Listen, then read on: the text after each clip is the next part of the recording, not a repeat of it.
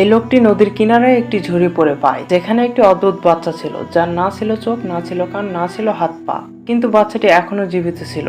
আর এই লোকটি বাচ্চাটিকে বাঁচানোর চেষ্টা করে, আর প্রথমে সে বাচ্চাটির জন্য চোখ বানায়, আর সে বাচ্চার জন্য একটি হৃদয়ও বানায়। তারপর সে তার জন্য নকল হাত পাও বানায়, আর বাচ্চাটি কিছু বড় হলে তাকে হাত পা লাগিয়ে দেয়। এর সাথে সে বাচ্চাটিকে মার্শাল আর্টও শেখায়।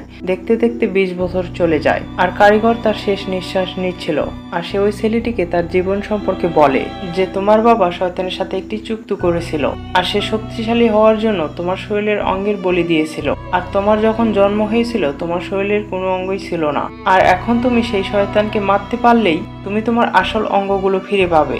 আর এটা বলেই কারিগরটি মারা যায়। ছেলেটি তার পুরনো বাড়ি পুড়িয়ে ফেলে আর শয়তানকে মারার সফরে বের হয়। এই লোকটি নদীর কিনারায় একটি ঝুড়ি পড়ে পায়, যেখানে একটি অদ্ভুত বাচ্চা ছিল, যার না ছিল চোখ, না ছিল কান, না ছিল হাত পা, কিন্তু বাচ্চাটি এখনো জীবিত ছিল।